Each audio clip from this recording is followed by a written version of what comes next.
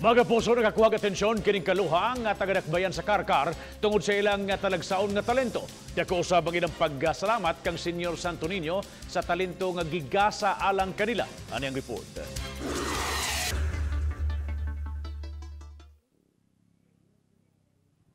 Sila si Jake ug Jomar Canensya, mga grade 7 student sa Taluot National High School sa Dakbayan sa Karkar. Tungod sa ilang talagsaong talento, nakakuha sila og pagtagad, dili lang sa mga Karkaranon, apan lakip na usab sa tibuok Sugbo. Sila ang kaluhang mag-beatbox gamit ang ilang baba ug kamot.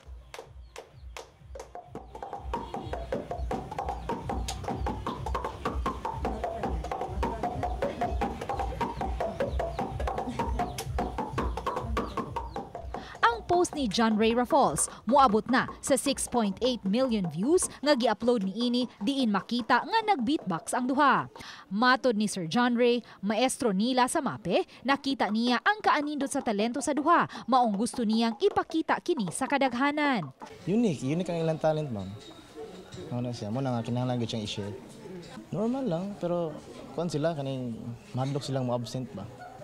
Dinhi sa Sitio Danao 1 sa Barangay Valencia nahimutang ang panimay sa kaluha. Matud pa, adunay higayon nga maglakaw sila gikan sa eskwelahan nga way ikapliti. Bisan pa man niini, padayon silang mieskwela. Matud sa ilang inahan, wala siya magtuo sa nakuha sa iyang mga anak, kay nagtuo siya nga nagsaba-saba lang kini. Dako usab ang iyang pasalamat sa balaang bata tungod kay bisan pa man sa kalisod, napaeskwela gihapon niya ang duha. Ang ilang papa kay, wa may kagasto lang, waman mo kung tabang ilang papa. Ang ningkuhan, sinasilas mama. Mga ako'y rataw mi, kay balit mig gatas. Nuwi kay niya sila ang duha, we.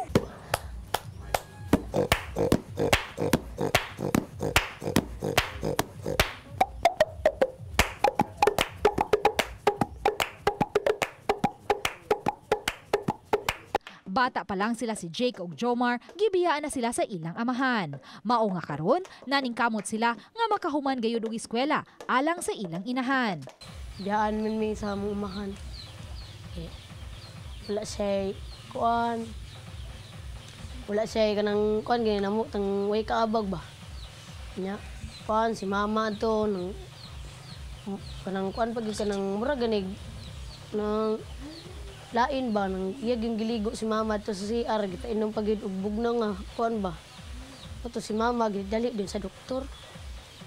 Nya kami ato wala pa man buhin tulo. Asa kami pa daw nga. Salamat mga imo giming gipadak og tarong nang imo ming gipangga mayo bisag mi ni mama. Dayon gyud mi. Eskwela. Nay may ng uban nga cutting, computer, na. Ang ilang talento nga nadawat, ilang gihalad sa ilang inahan ug apuhan nga mo'y nagbuhi kanila. Daycare pa lang sila dihang ilang nadiskubrihan ang ilang talento ug ila na kining gipadayon hangtod nga makasunod na sila og tono. Una to kay nagsimig ana ba. Nya uman pagsunod to kay nituno naman. Nya uman kay amon lang gi kuan nya. Resad siya ni ako may nakaunag beatbox niya, nisunod na siya. Ito po, gumanto kay, niya siya, saom na, numar niya, ako siya kitugluan. Man, ibaw man siya niya, kami natunduhan nagkuan. Kanunay nilang ampo kang Santo Niño. Santo Niño, nang salamat, nang maming kitagaan, ug kanang mayang panglawas, ug mayong bisag wala misudan sa eskulahan.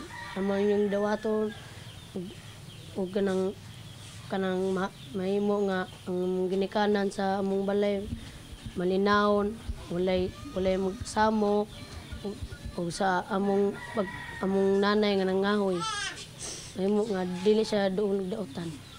Nya Santo Niño, salamat sa ihatag nimo nga kanang among kamawan ug mayong panlawas ug sa kuan sa among apuhan nga nitabang namo hindi mi maluwas mi sa anong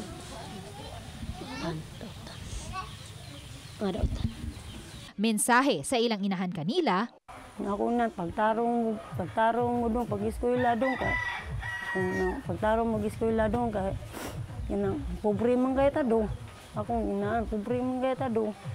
Ako lang ganyan sila nga, kutob lang mo kuhaan doon, ngitari doon. Ma'am, gusto pa mamimos eskwela ma. uban ni Demi Hernani, Luan Merontina, Balitang Besda.